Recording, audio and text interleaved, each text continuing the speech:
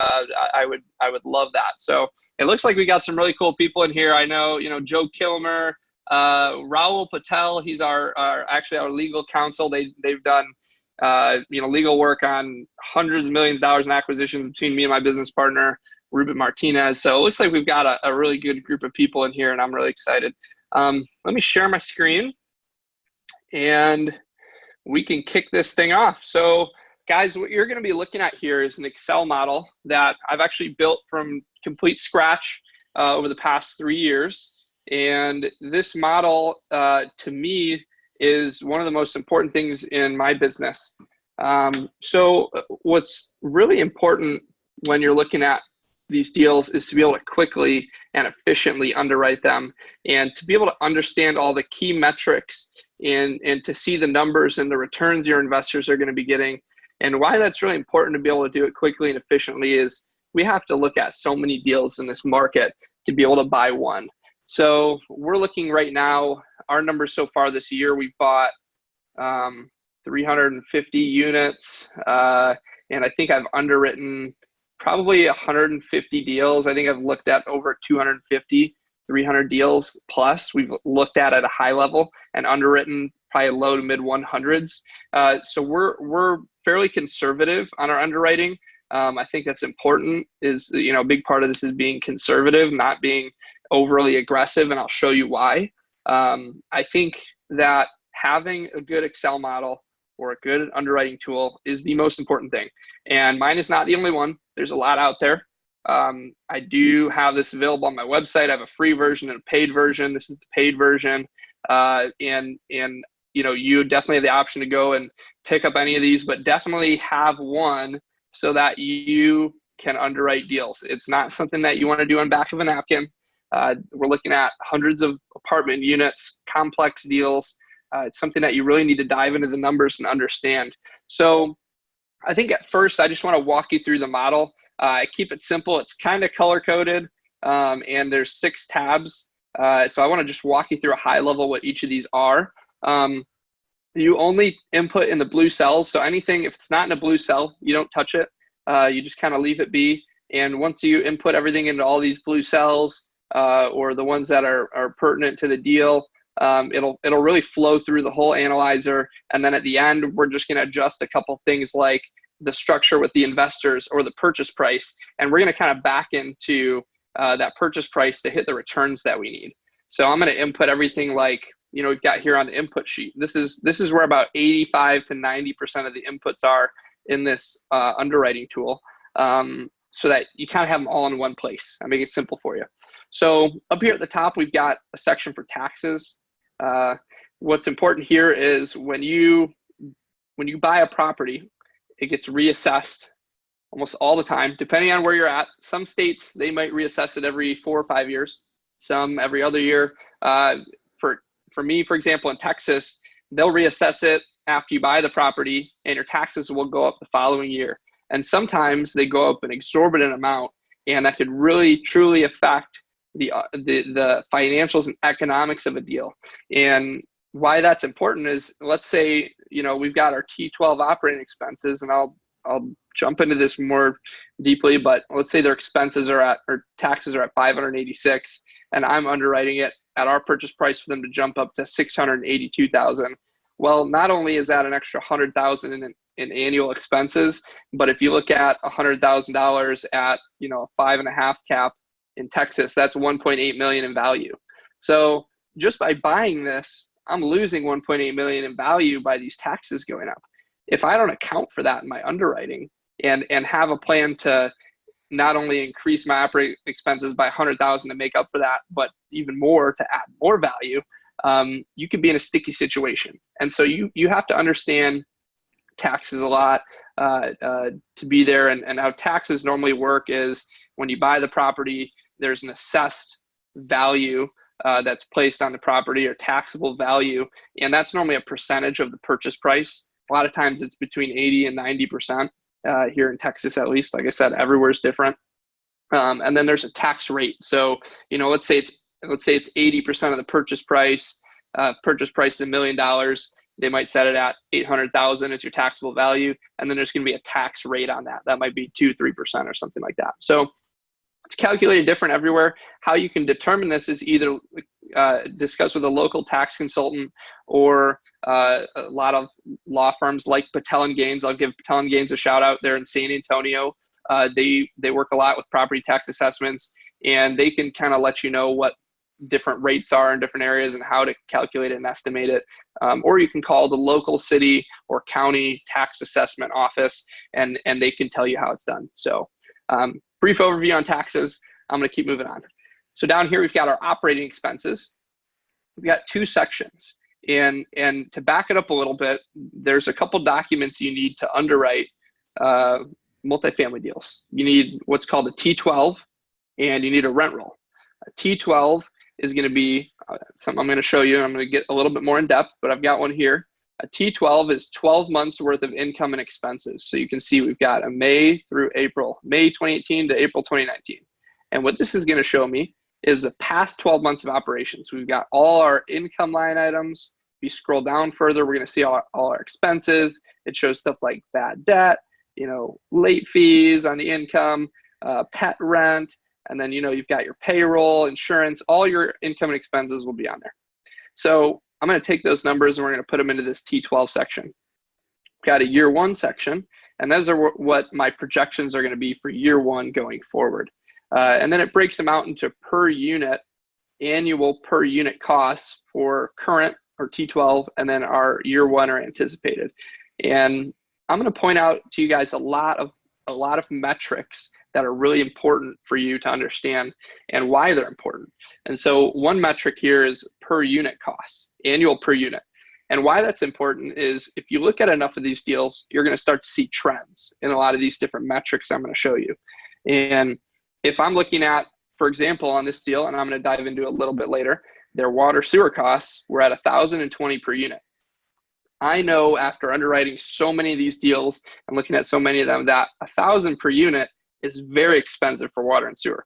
So I'm going to assume or estimate that there's probably either residents are just using way too much, or not as likely, or what's more likely is that there's a lot of leaks, there's a lot of running toilets, there's maybe a break in the sprinkler system, or there's some old plumbing that needs to be fixed.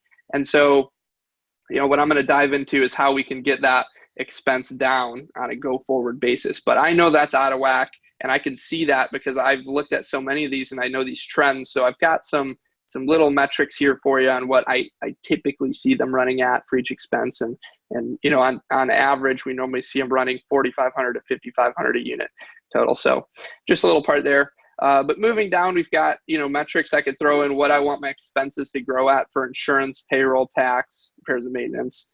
You could throw in all your employees, who you expect to have on-site employees and their payroll, and that just flows through up to your payroll section up here. Coming down here, we're going to enter a lot of items from the T12 and rent roll, and I tell you exactly what document you're going to get that from and what line item it is. So for example, T12 gross potential rent. Hopefully I've got the right T12 and it matches up, but we're going to go to our T12, for example, and you're going to see up at the top, market rent. This is our gross potential, 3667789, and I'm going to throw that right in here. And then you're going to move on, and there's a couple other items we're going to throw into these cells, and it flows through to the rest of the sheet, which I'm going to show you. Coming down here, we've got some other income, some metrics for what rate we want our income, utility, and other income to grow at. We've got our unit mix. This unit mix is really important, and that kind of corresponds over here. I can input some information on rent comparables in this section. I look up some comps and see what are their unit sizes, what are they renting for, what's their price per square foot, and that just helps me store some information so that I can, decide what I'm going to rent my units for or project. So in our unit mix section, we're going to put in all the different unit types, the square footages of each, and how many of each units there are. And it'll kick out total square footage and average square foot per unit. Those are just some other key metrics for you there. And then we're going to come down to this section where we've got unit mix standard and unit mix renovated. These are the two different sections here. And so this kind of flows over with all these. And then this one, you've got all these metrics here. Remember, you're only inputting in the blue cells. So what I'm going to put in here is what are my current monthly market rents, effective rates, what are they actually getting for each unit type? And what that's going to help me to do is see what their current price per square foot is. What I'm going to do next is I'm going to look up in the market, and maybe, let's find a good example here. Here's one bed, one bath, 777 square feet. If I go and look at some comps, what my team pulled and what I pulled is that their one bed, one bath, 777 square feet is currently leasing for around 850. We think that without renovating that unit in the market based on comps that we've looked up, that we can get about 900 per month. And that's about a $50 increase, which is awesome because that's $50 without having to renovate or do anything. The next section down here is what we can get after we renovate these units. A lot of times, as you guys know, we're going to go into these multifamily properties and, oh, and by the way, I'm going to see if I can pull up the chat in the Q&A because I can't see it right now, just in case something comes up. And maybe Danny, maybe you could just let me know if there's something that comes up because when I share my screen, I can't see the chat for some reason. What I'm going to do down here is put in rents if they're renovated units. So we might go in and we might put vinyl plank flooring in. We might change the countertops, do a backsplash. We might have new kitchen cabinets, two-tone paint, stainless steel appliances. You may have a varying level of renovation, and I'll get into how you can decide how many units to renovate. But first, you're going to put in here let's see, something's flashing here. We got a chat. Great content. Oh, do you mind slowing down a tad bit? Yeah, I can slow down. Alex, I'm just kind of going through more of an overview of the spreadsheet, and then I'll dive back in and I can go a little bit deeper into each part if that works for you. Just let me know. But if there's any part you want me to touch on a little bit more, I'm happy to do that. I've got the chat up now. So maybe I'll move through the rest of this a little quicker to show you each tab, and then I'll come back and we can slow down and go through a little bit of each part. So to finish up this page, we've got some closing cost expenses that we're going to put in. I'll come back to this. And then we've got something that's really important, all our investment returns. And a lot of this, Alex and everyone else, this will make a lot more sense once you see the rest of the pages. So here we can choose the structure with our investors. Once again, I'll dive back into that for you guys. On the Pro Forma tab, maybe I could zoom out so you can see the whole thing first. We've got 3 sections. We've got our income, operating expenses, and then we've got at the bottom, financing expenses. And so this, let me zoom in so you can actually see it. This is a 10-year Pro Forma. And Pro Forma essentially is what we think projected, or our projections are going to look like over what I've got here. It's a 10-year period on our income, expenses, our debt, our financing at the bottom.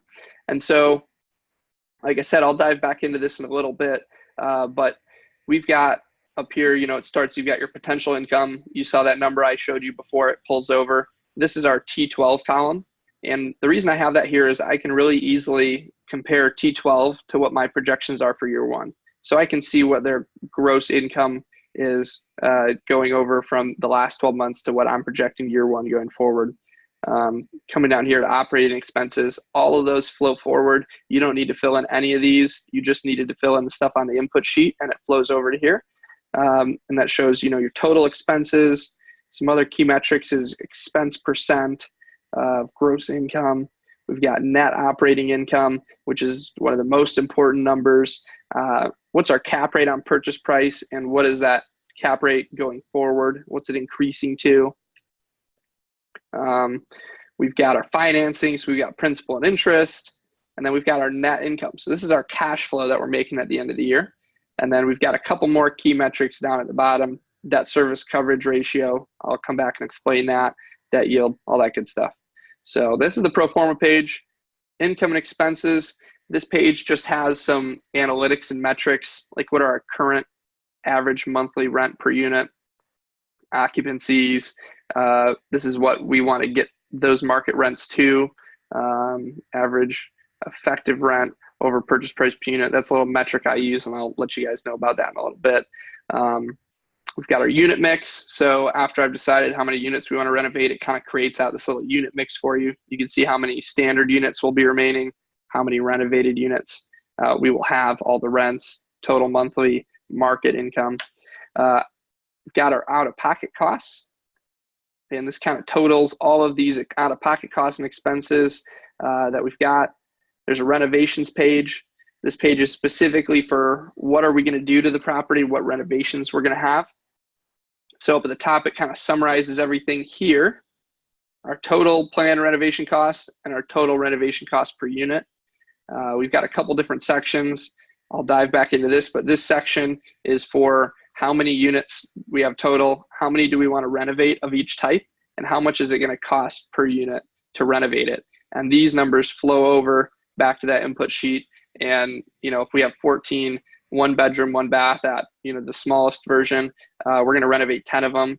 It'll leave 4 remaining in that standard. And then now we have 10 renovated at the renovated rents. So I'll go a little bit more into depth on that in a bit, but we've got all renovation costs, roofing, siding, parking lot, miscellaneous items, and all this kind of totals up into our total capital stack.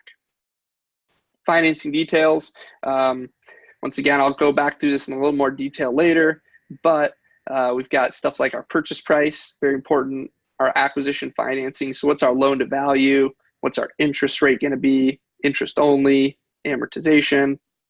I've got some cool features here I can put in here. Let's say I want to refinance at year 3. It'll pull the value based on our cap rate and our NOI at year 3, which I'll explain. And then, it totals how much maybe equity we're able to return to investors and whatnot. It looks like I got a question, which I pull rental comps from. What do you use to handle or hammer down on rental rates? So I'll dive into that once I get back to the input sheet after I show you guys through the rest of this. We've got an input for what year we want to sell. So you could pick what year you want to sell, and it'll use the NOI and that exit cap rate, and it'll pick a exit price based on that, and it'll total all your returns to you and investors and everything. And then it finally flows through to kind of the most important page, which is our pro forma summary and investment returns. We're doing this to provide returns to investors if you're syndicating, or to yourself if you're buying on your own. And we want to know what kind of return we're making on our money. That's the most important thing here. So this just summarizes the pro forma up at top. It just takes from this tab and takes out all the little details and just has an overview broken out for you here. We've got a section here for investor overall returns. And so this breaks down by year how much they're making. Let's say we've got a preferred return. If there's a split over that, that's not technically my topic to cover, but I will go into that a little bit just so you guys can understand that. And then, when you sell, I chose to sell at year 5. So it picked that. It has an exit price. It breaks out the profits for investors, preferred return, catch-ups, all that kind of stuff. It shows some key metrics like your IRR, your 5-year equity multiple, average cash on cash return, all that good stuff. Purchase sale price per unit. Come down here, we've got a section where it has the owner or the GP returns. So that's you guys for putting the deal together. And it looks like on this one, we're estimated over a 5-year period with all of our acquisition fees, asset management fees, profits from sale. We're making a little over $2 million in a 5-year period. And this is a 325 unit deal. So it's a larger deal, but just so you guys understand how that works. So I'm going to go back to the beginning now that you kind of see all those pages, and you might kind of see a little bit better how it flows through. I'm going to start probably back up at the top and just show you how I fill this thing out and how it kind of does a lot of the work for you. There's a lot of stuff that you're going to need to use some intuition and do some research on. However, it does do a lot of the work for you. So first thing is, I'm going to go in and take my T12, which is the document I showed you guys here. I'm going to take the T12 and I'm going to start inputting all of these items. So let's start in the expense section, which starts, okay, so here's total revenue ends and operating expenses. If you guys can see this, operating expenses start right here and go through to the bottom. So we've got payroll and benefits as kind of the first section. So I'm going to take my total for total payroll and benefits, 360,036. If you guys can see that right there, that is the total and the payroll section. And I'm going to put that right here in payroll category. So hopefully that makes sense. And I'm just going to go through, I'll show you guys a couple more examples, but I'm going to go through and do that for all these categories until every one of the expenses on this thing has been accounted for. So you might want to print one of these out, or you can keep it here, and I might just highlight this when it's accounted for. I'll go in and I'll just highlight that and say, okay, that one's done. Then next, I'm going to have building repairs and maintenance category. I'm going to take all this total building repairs and maintenance, and I'm going to put it in here, 100,000. 3581.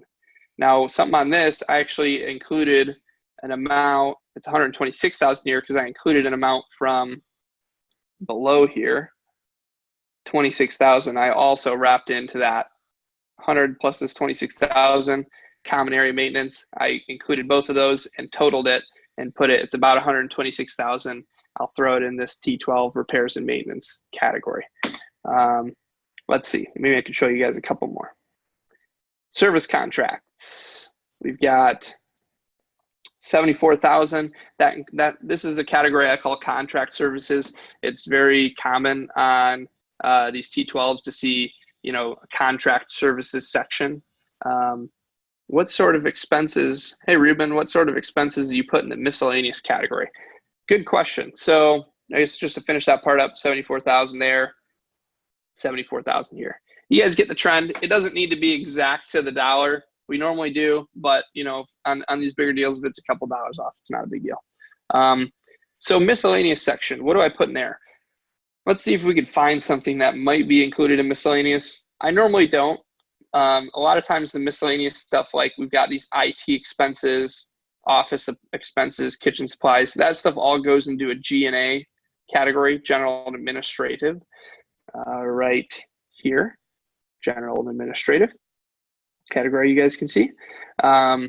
Miscellaneous, if there's something that's maybe one-off or not a common expense, but maybe to this property it's common, maybe there's an easement or something where you maybe, I'm trying to think of a good example.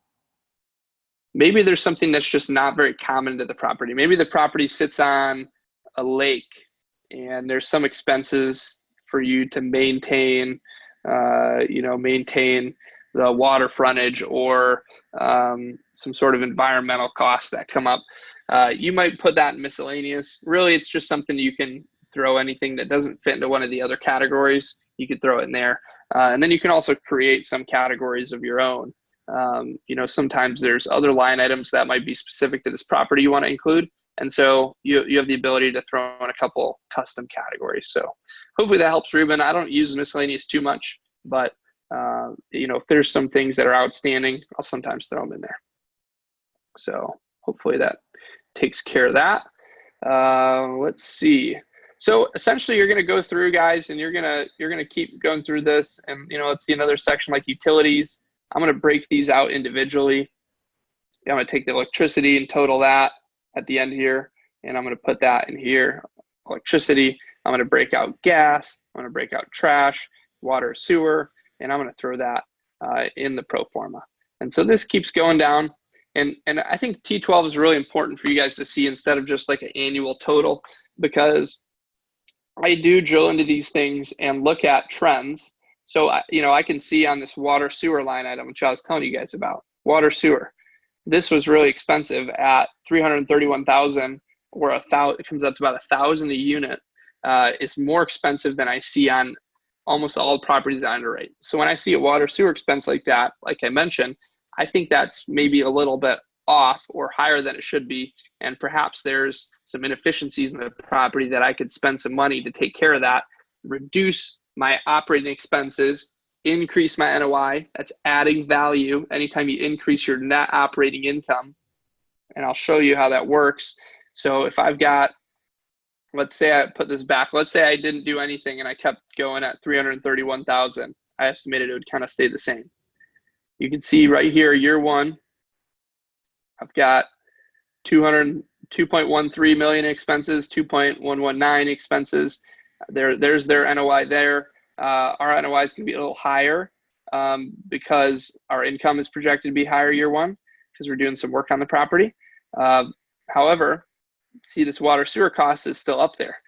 If I take this, and I'll show you a real example. So 1943, this is my NOI. And guys, if you don't know or you haven't learned at another part of this presentation at this event so far, how cap rates work is you take your net operating income and I divide it by what's called a market cap rate.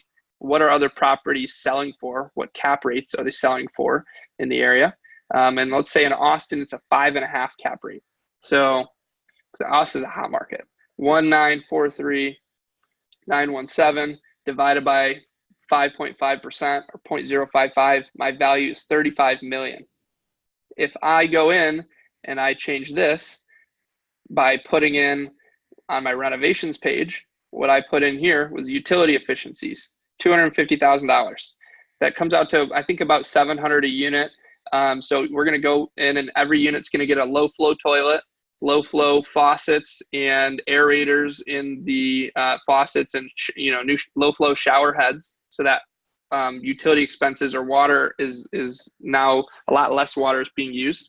A big one is the toilets. The toilets, a lot of times, if they're really old, they use a ton of extra water, way more than they should, 3 to 4 times.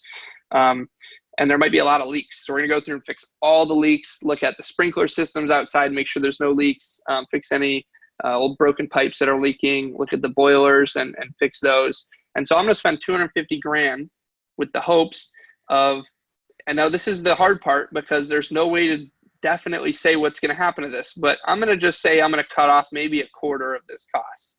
And so let's bring it down to 225,000 a year.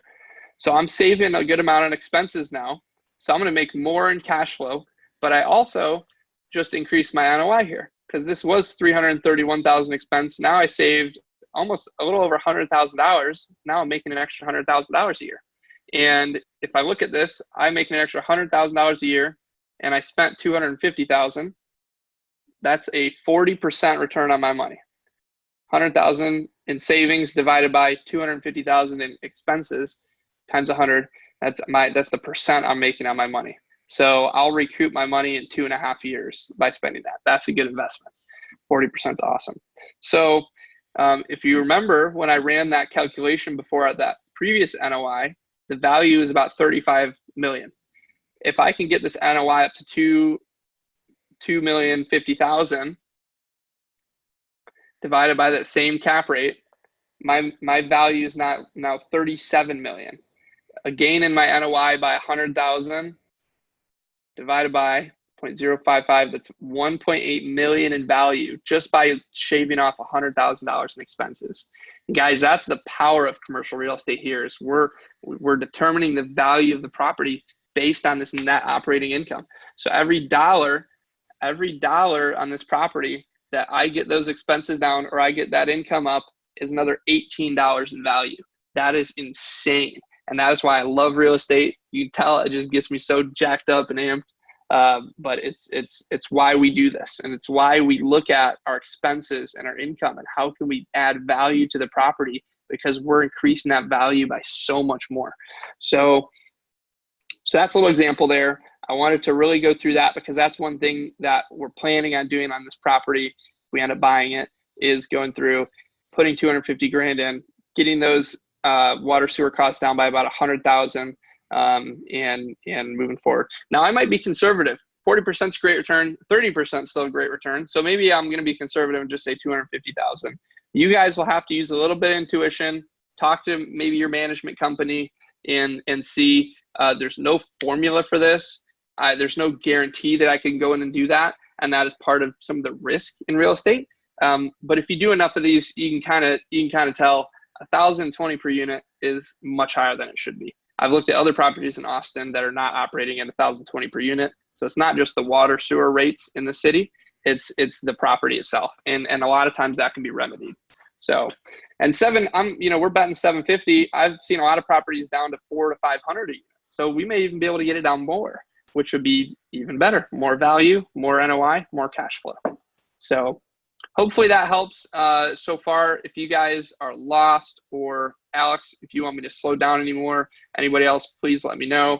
I'm just going to keep moving through this and keep showing you. It's just to tell you, it's going to be impossible for you guys if this is the first time you're seeing this model or the first time you're seeing underwriting on a deal. It's going to be next to impossible for you guys to pick up and catch all of this on the first run through. What you've got to do is after this, go pick up an analyzer, grab the free one on my website, or go buy one or make one yourself and start practicing. And that's how you're really going to get good at it, is practice. I'd say I've taught some people how to do it. My acquisitions guy, he didn't know how to do it before I taught him. And after he'd done about 50 deals, he's at a place where I can really trust what he sends me. And then now I just kind of can review it and tweak it. But he's gotten really good. It probably took him about 50 deals to start getting good at it. So you just have to practice like anything. Please share your email. I may have a deal for you. Probably not the best time right now for that, but you can look me up after and try and reach out to me. Let's see. 1%. So going through the rest of these expenses, we've got, percentages where I can choose how fast we want these to grow. So normally I leave these at 1%. I don't always put this up, but sometimes I'll put this at 1%. I normally leave it at 0 because we don't hold normally longer than 5 years, and we don't see a ton of change in expenses over a 5-year period. So as long as I'm accounting for the major ones, I feel pretty comfortable, like taxes, repairs, payroll, insurance. I feel pretty comfortable with that. And what that does is, you can see insurance expense growth. You got insurance, it'll go up by 1% a year. If you want it to stay stagnant, you put 0, flow right through 0%. So once you get used to this, it's pretty easy to buzz through and just say, put in all these inputs, what you want it to do, and then you just go look at this and it's kind of all set, and then you can tweak it as you need to. Employees. So here's a section where we've got how many employees we've got, what are their payroll, their salaries. Really, you don't start to see a set of full-time employees on a property until you hit about 80, 90 units. And so a lot of times what the rule is for every 100 units, you have one manager / leasing agent and one maintenance person full-time. And normally your expenses for payroll run about $1,100 a unit to $1,200 a unit, depending on where you're at and what market. I've run property, I have a 96 unit property. We run at about 1,000 a unit or $975 a unit, depending on where you're at. I've looked at properties in Nashville where they're running at $1,400 a unit because there's so much construction now, and their maintenance guys are leaving to make twice as much as a construction job, so they've had to start paying a little bit more. So really depends. This is what you guys can talk with the property management company about and say, hey, can you give me a budget on what you think this might be? And by the way, guys, you can do that for all of this up here. You can go to a local management company that you may intend to use and say, hey, can you provide an operating budget for me? Here's their T12. And you send them a T12 and say, what do you guys think you can manage this for? And they're going to come back and give you a budget line item for each of these categories that you guys can use. And that's going to help you be able to just input this, especially at first if you're not used to it. I can buzz through now and without even looking at the T12 numbers, I can put a budget item for all these, but that's because I've looked at so many. Until you've done that, it's probably going to be helpful for you to work with somebody more experienced or a management company that's actually going to be managing this. So hopefully that helps you guys out. All these numbers you pull from the T12 like I showed you. Other income, for example, we've got utility income. So this one, what I'm going to do is, you see 216,000. I'm going to go to let's go up to the other income section. Income's always at the top. It's the first part. So we've got other income section. And this is going to total down here, total other income.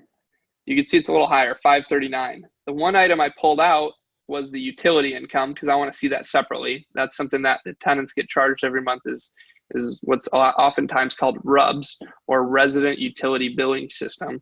And what that is it's a bill back to the tenants because we're paying the water expense, but I'm going to take that water expense every month I'm going to prorate it out and maybe charge back 80% of that to the residents, and I'm going to get reimbursed by them. So that's what this utility reimbursement income is.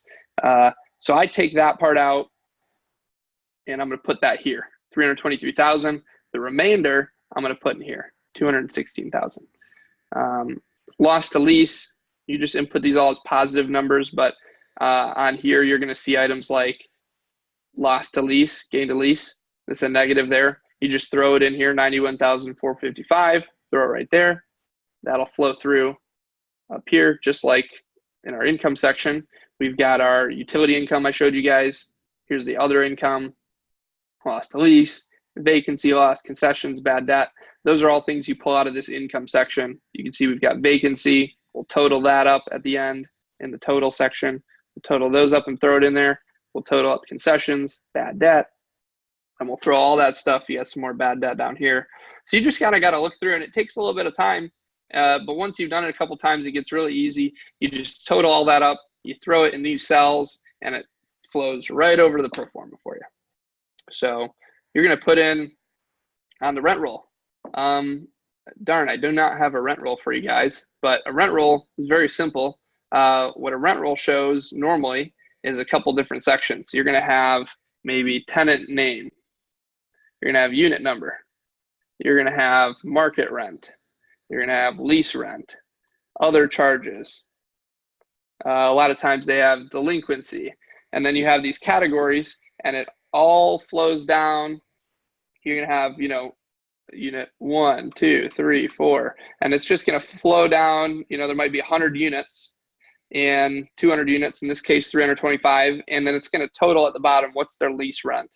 Not market rent, because market they might want to charge $850, but they're only actually getting $829. So you're going to take the total on the actual lease rent, that's at the bottom, and you are going to put that right in here. And so that's what the total was on the rent roll for this property, $287,999. You're going to take the total number of units, how many units are at the property, and then how many are occupied. Once again, at the rent roll, a lot of times it'll say occupied or vacant, and it'll have a number at the bottom, how many are occupied and how many are not. So you're going to put that in there. This section, anticipated RUBS, this is utility reimbursement per unit per month. You got to read that, per unit per month. So currently per unit per month, we have 216,682 total. Oops. 216,682 divided by 325 units divided by 12. So currently they're getting about 56 per unit. Oops, sorry, wrong number, 323. 323,899 divided by 325 units, because this is the annual amount, remember, that's the annual. So divided by the number of units, because we're doing per unit per month, and then divided by 12 months. And that gets us $83 a month. So I have 75. And the reason I have 75, not 83, is because I'm planning on dropping my water sewer costs. That's what we're getting reimbursed for here mainly. I'm planning on dropping my water sewer costs by a little bit. So I'm not going to overestimate at 83 because I won't be able to collect more than what I'm actually paying. So I'm going to drop that down, and we'll collect, a similar percentage of the new remaining amount of water sewer charges. Normally, guys, just a rule of thumb, you can recoup about 80 to 85% of water sewer charges or utility costs. Some states, I think Texas limits you. You cannot charge more than 80%, I believe. I'm newer to Texas, but I know in Michigan, there's no limit as far as I know. In, let's say, Nashville, for example, you can actually recoup more. You can charge fees on top of it and recoup more than what you're actually spending. You just got to check with local management company and see what you're allowed to do. So we've got some metrics here, annual total income growth, all that good stuff. We've got annual utility reimbursement income. This is the rate at which that grows. So you can see here, how fast does that grow? Same for other income. Okay, coming down here to unit mix. So I think we did have a question. Besides brokers, which I find pull rental comps from properties that are not like properties, amenities and such, very true. what resources do you use to hammer down on rental rates so that you can nail the income of the property? That is a great question. I love that. How can we hammer down so we can nail in the income? So I use a couple different resources. I'll go on apartments.com and I'll look at similar properties, similar vintage or year built, which I think I have it pulled up. You can go on apartments.com here. And for any property you look at, you can actually see, let's pull one up here. For any property I look at, it's a little slow because I'm on Zoom, but I can actually go down here and see when it was built in 2003. So apartments.com has great data. They're owned by CoStar. CoStar is a service I'm about to show you as well here. But they have, this kind of data. So you can see, do they have washer dryer hookups? What size are the units? When was it built? How many units? What are all their amenities? Look at some pictures and say, okay, is this a comparable property? Now, this property was built a lot newer than the one that we're currently looking at. I wouldn't use this as a comp. I think the property we're looking at was built in 75. So this is really nice. You got 9-foot ceilings, it looks like. It looks like, I don't know, those are maybe 8 foot. But they've got nicer amenities and whatnot. So I wouldn't use this as a comp necessarily, but this is a good way to go in and see what they're asking for rent. It's not, sometimes they give these big ranges, which make it difficult. I normally use the lower end of the range because this might mean for a renovated unit. This will just give you what people are asking. You're not going to get what they're actually getting. But I've found out that normally people are within a 5% margin of what they're asking to what they're actually getting for most properties. It's rare to see somebody on here that's asking for 1,000 and getting 850. That's really rare. So you're as long as you're a little conservative when using apartment.com rental comps, you should be okay. There's a company or a website called Rentometer. You can check that out. You can look on Zillow at some apartments, or you can use something called CoStar, which is awesome. And CoStar is a service which provides a lot of data, and I can see metrics on rental rates. So I pulled this report for you guys. Market effective rent per unit by bedroom. So this is a little report for Northeast Austin where this property's at. And I can see what a studio is renting for on average over the past. This actually goes back to 2009, so you can see the bottom of the market here, where we're at for 3-bedroom, 2-bedroom, 1-bedroom, and studios. So this is a good chart to just know I'm in the right range. So it looks like for a 1-bedroom, we're looking at about 925 to 930. Where are my 1-bedrooms at? My 1-bedrooms are all 740 up to 915. So I'm probably pretty safe there. And there might be even a little bit more room to move than I actually think. But what I'm going to do is I'm going to go look on apartments.com, and it takes a lot of time, so I'm not going to do it right now, but I can go into CoStar and I can look up other 500 to 600 square foot units and look at what they're actually renting for on a renovated versus non-renovated basis. So non-renovated, I'm going to put in $740 for this unit, $1.50 per square foot. That's well within the market. We're seeing some 1-bedrooms get up to $1.80, $1.90 in the 70s, 80s product, over $2, well over $2 in the newer build stuff, closer to downtown. So you just have to look at where you're located, look at similar properties, similar age, similar amenities. You do not want to compare a 50-unit property with no pool, no clubhouse, no amenities, built in 1970 to a 250-unit property built in 2005 that has a really nice pool, a park, dog park, clubhouse. You don't want to compare those two properties because they're not similar, and somebody's going to pay a different amount of rent for the exact same unit at both of those properties. For the same size unit, they're going to pay a totally different amount. And they're also going to pay a different amount for renovated versus non-renovated. So if I have two properties right next to each other, they're the same age, same amenity level, same vintage and all that, same type of property, they look similar. And I've got a 1-bedroom that's got outdated cabinets, old appliances, old flooring, one-tone paint, they're going to pay a different rate for that than they would the property next door that maybe has two-tone paint, stainless steel appliances, granite countertops, or resurfaced countertops. They got backsplash, nice bathroom vanity. They're going to pay a different rate for those two same exact units. So, and that's what we're looking at. And this is what I spend a lot of time researching, is these rents, because what these do is these rents are all going to pull together. My unit mix here, my renovated and non-renovated rents are going to pull together based on what I put in my renovations. So if I have 14 total, you guys see here, I'll back it up. We have 1 bed, 1 bath, 495 square feet. There's 14 of them at this property total.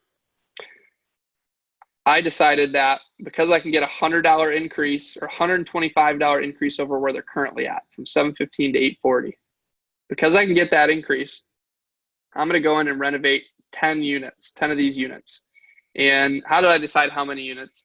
Normally we do 50%. On this property, I was doing about 2/3. So about 2/3 of every unit type we're going to renovate. We're going to leave behind about a third, 30 to 40% of the units. We're going to leave for the next buyer to go in and renovate, and leave some meat on the bone for the next guy as part of our value add strategy. So I picked 10 units. Let's say I was at 0 before. You can see that I've got 0 renovated units now, and I've got 14 at this market rent. So if I go in and put 10 units at $5,000 a piece, I'm now spending $50,000 more.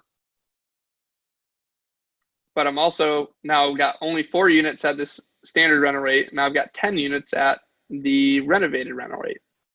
So that flows through to this income and expenses here. You can see I've got 4 at this, 10 at this rate. That's our total monthly.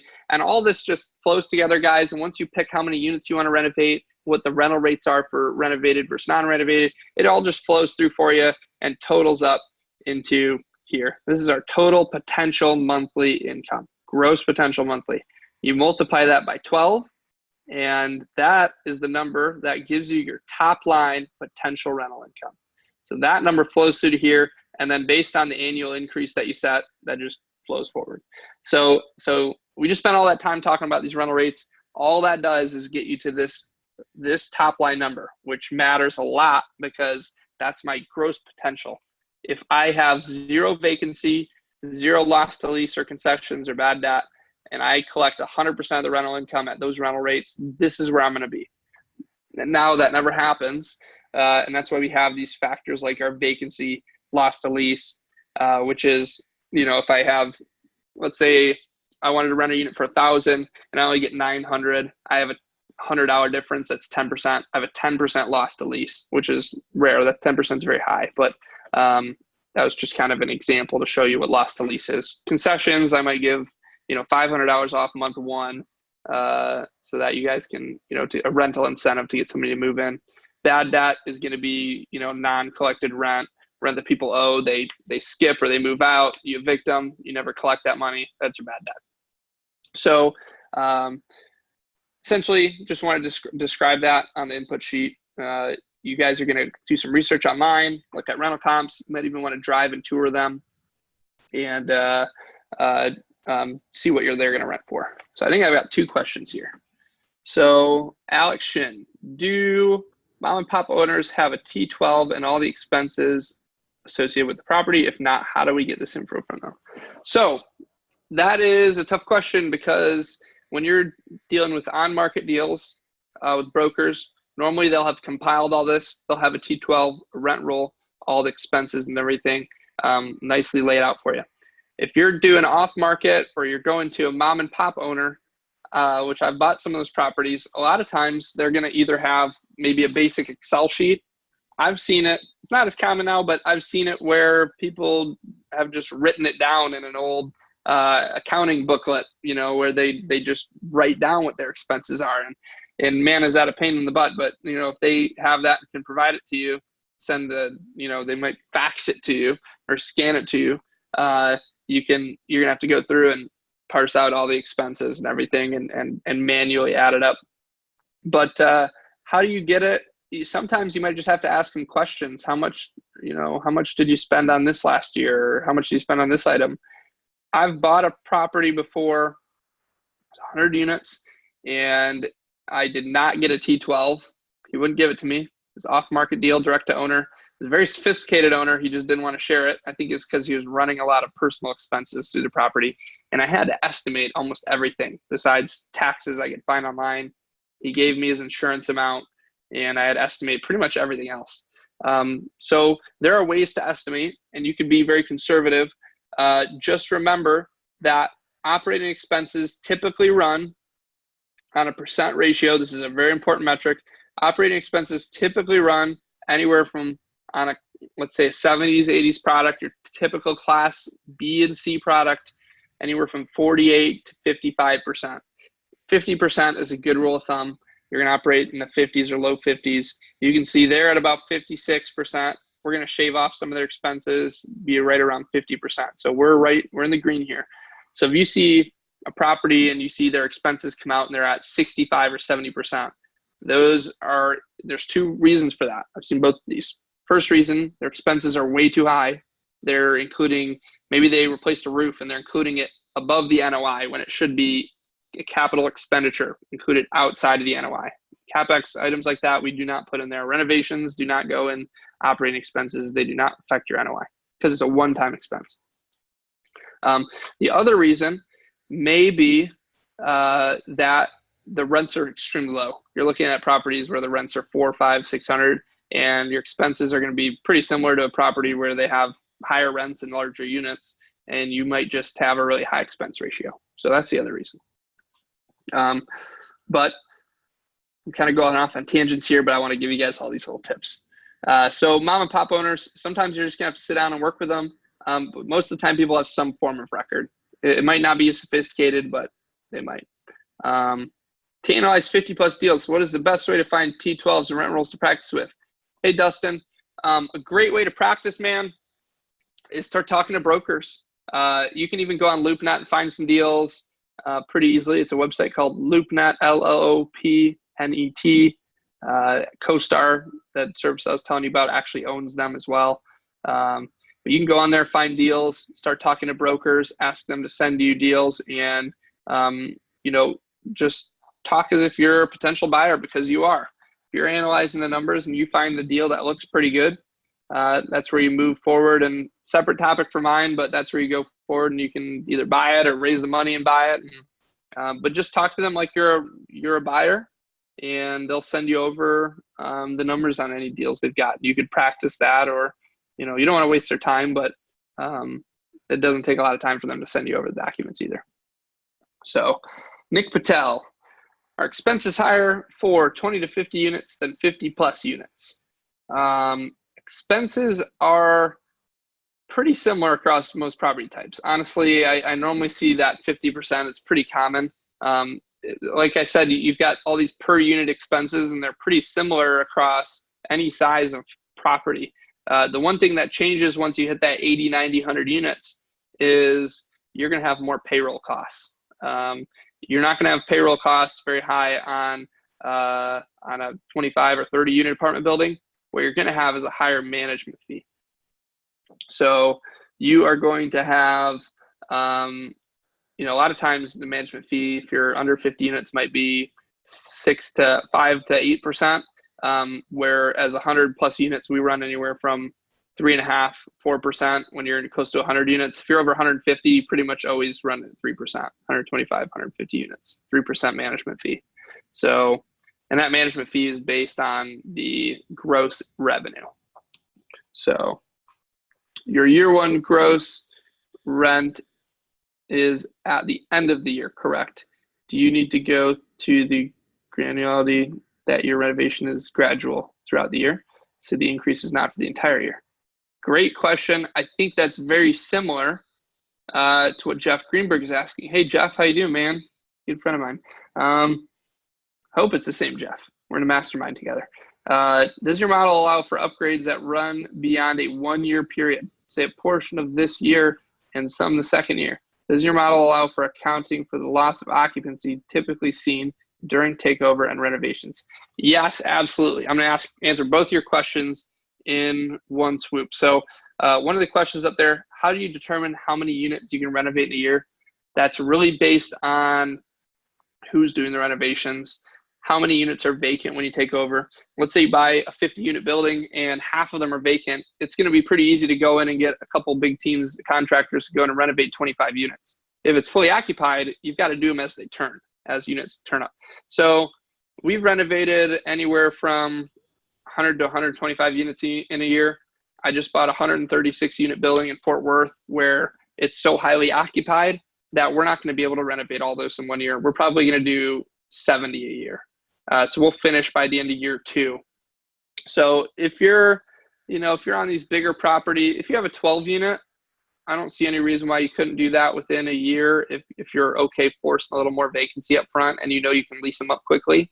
But you can expect to do it on smaller properties within about a year, year and a half, because all of those leases, if they're on a 12-month lease, are going to come due at some point within the first year. So if you just do them as they turn, you're going to turn all those units within a year unless you renew people.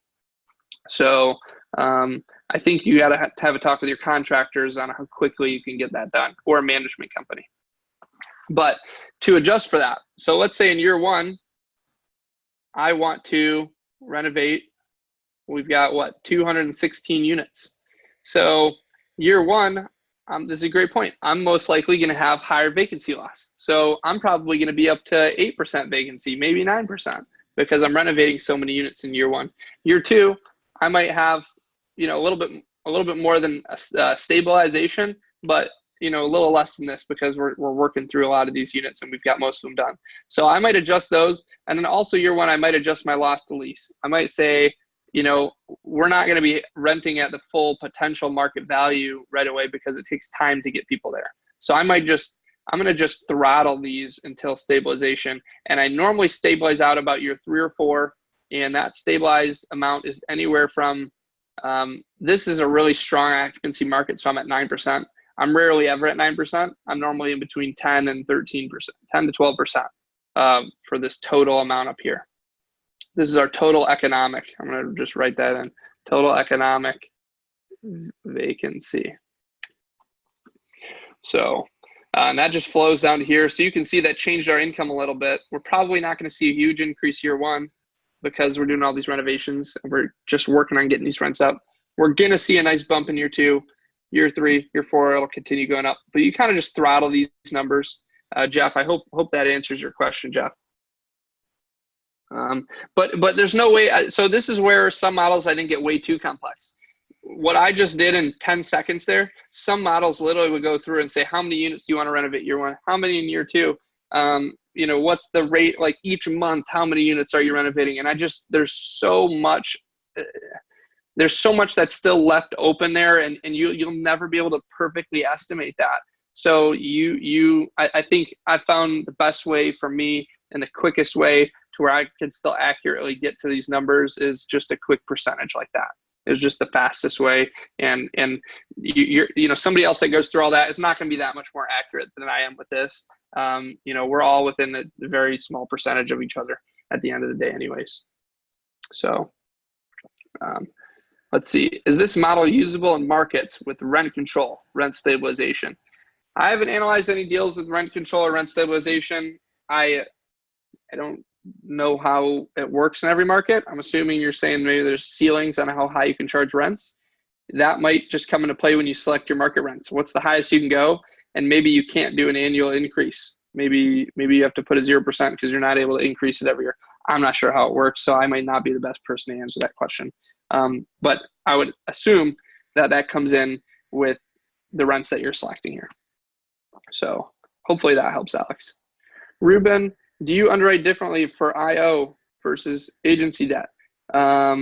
Interest only. So maybe word your question a little differently so I can help you better. IO, guys, is interest only. Agency debt is a form of debt that we get on our properties, on larger multifamily properties. It's called agency loans. Those are the same as your Fannie Mae, Freddie Mac loans, HUD loans that you'll get. It's all in that government agency lending arm. And so we call it agency debt. And agency debt is probably the most attractive, is the most attractive financing for apartments. It's non-recourse, so it's not you guarantee it, but it's in an LLC, and the limit of their recourse on you is that LLC, unless there's always that unless, or there's always the other factors called carve outs. If you commit fraud, or if you're doing anything other, they call them bad boy carve outs. If you commit fraud or there's something that goes wrong, that you tick one of those boxes, they can become recourse. Anyways, agency debt, oftentimes they'll give you an interest only period. They might give you a 10-year loan with 3 or 4 years interest only. So I have a section on the financing page where you can select up to 3 years interest only. Nowadays, before I haven't adjusted this yet, but nowadays they're giving loans with 3, 4, 5, 6 years interest only. Not as common. However, that's probably something I'm going to have to add here soon, is extend this, because the lending market has changed. Let's see. To clarify, in markets like LA with rent control, we have a cash for keys minimum of $20K and take months to evict a tenant. Does this model accommodate these types of conditions? Ooh. No, I haven't. I'm sure there's a way to do it in this model. However, I did not build this with that in mind. So, you'd probably take some tweaks to do that. You might be able to input on your renovations tab if it costs $20,000. Excuse me. If it costs $20,000 to evict somebody, you might go in here on this renovations and put, $10,000 to renovate the unit plus $20,000 cash for keys, right? And maybe you just have an extra $20,000 per unit that it costs to get them out, and then you have, because it takes so long to evict people, you just account for a lot larger loss to lease and vacancy in that first year and bad debt. So that's just something to take into account. It's probably doable, but this model wasn't specifically created for rent control properties. It's mainly just market rate standard apartments. So no problem, man. Let's see. Hey, Danny, how are we doing on time, by the way? I just want to make sure I'm timing the rest of this correctly. We're doing very good. I'll give you another 5 minutes, and then I'll jump back in and we'll follow with just some closing remarks and contact info. Okay.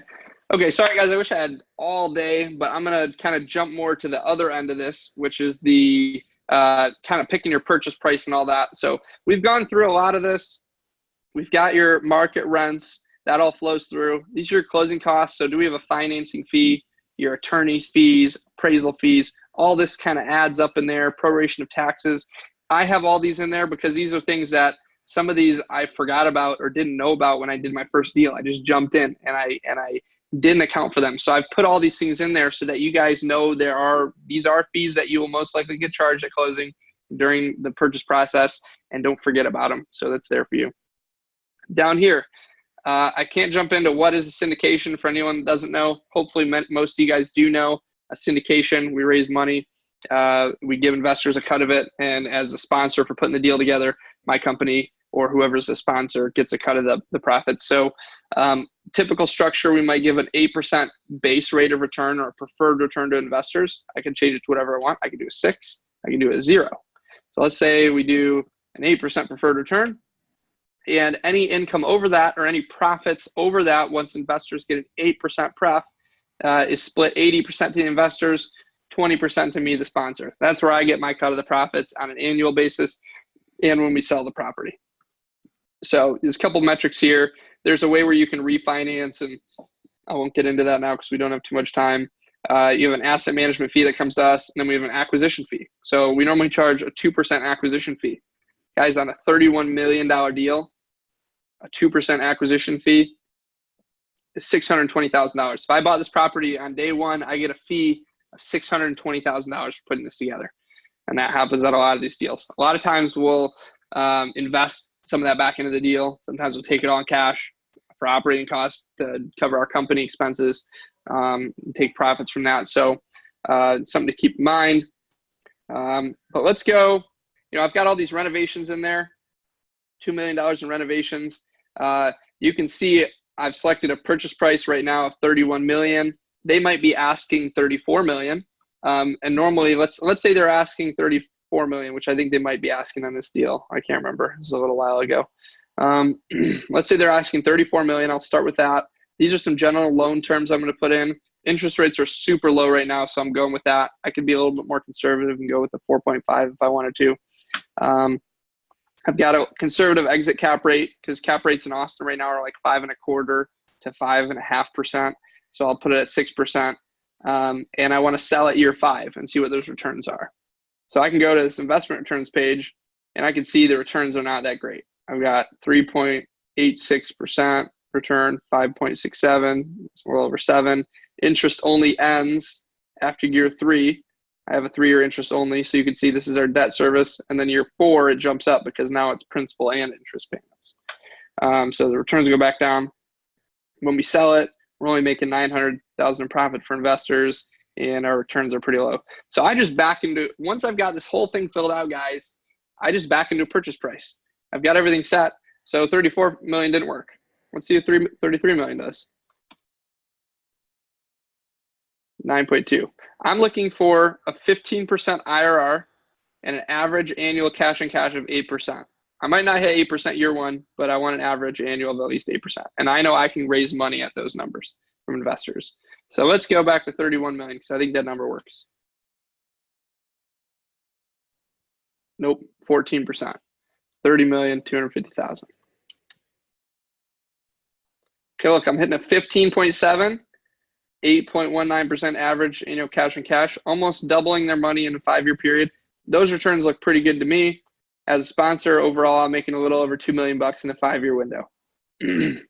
So I know this. I chose a big deal. I probably should have chosen a smaller deal, guys. I know there's some people in this listening now that do look at these bigger deals. Some people that are just getting started. This is just an example. You can do this on any scale. It does not have to be a 300+ unit deal. So one thing I did want to show you is the effect. Sorry, Danny, I know you're hopping on. Last little tip is the effect that this has on this exit cap rate.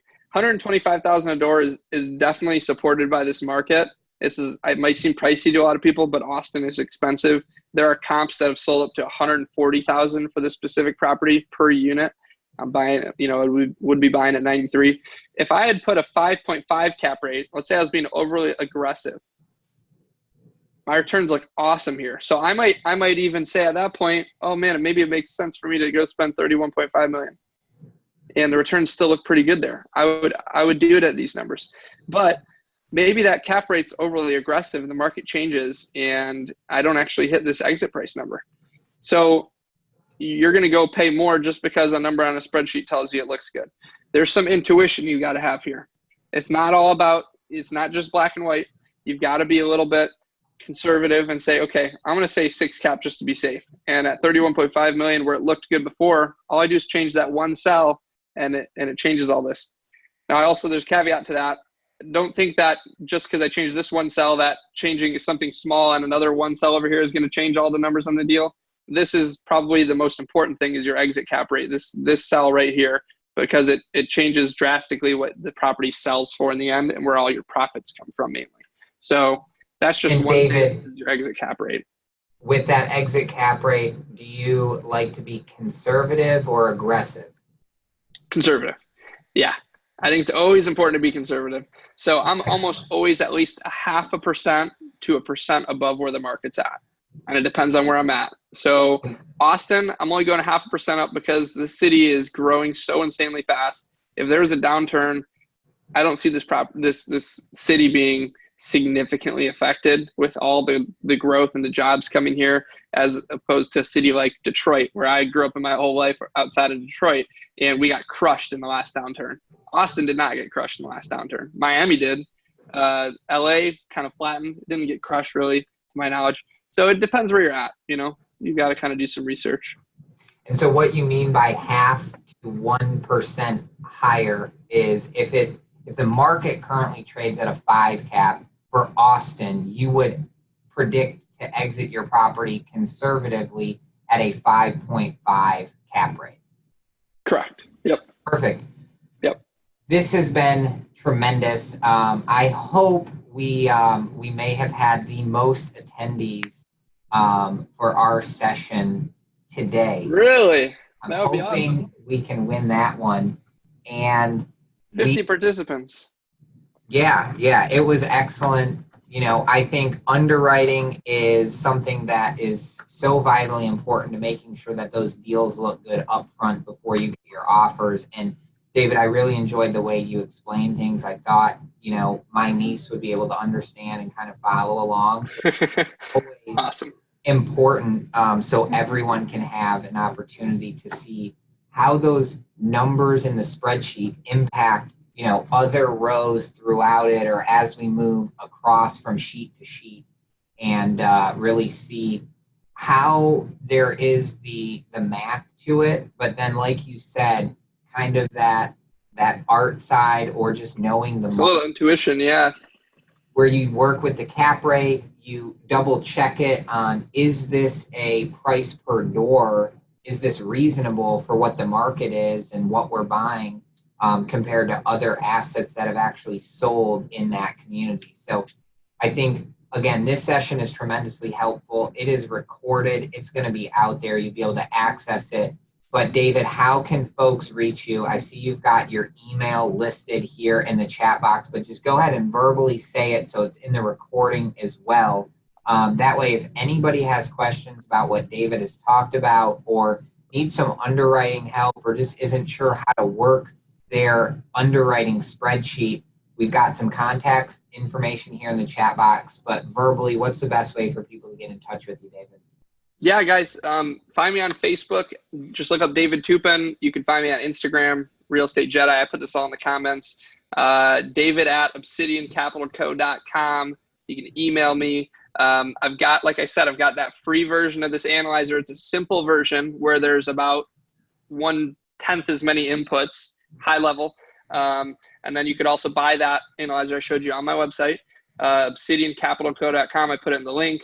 /deal analyzer, and love to have you guys try it out. I've had a lot of people that have switched over from some of the other major ones, and they just love it. I think about 150 people right now are using mine, so it's more than I ever thought. That's fantastic, David. Yeah. Well, thank you so much. We got a ton of value and content from this. I know there was some excellent takeaways from it, so thank you. For those of you that are looking ahead to the next session, we've got another good friend of ours, MC Lubasher. He is the host of Cashflow Ninja, in which my interview with MC, I think, just went live today. So it'll be a very good and lively conversation with him. We'll have MC on at 3:30. We're going to take a short 10-minute break. You've got actually 11 minutes. We'll be back at 3:30 Eastern. David, again, thank you. Get in touch with David if you've got underwriting questions or deal analyzing that needs to be done. And I'm going to sign off for a short break, and we'll be back. Thanks, man. It was great, guys. Really glad you all stopped in.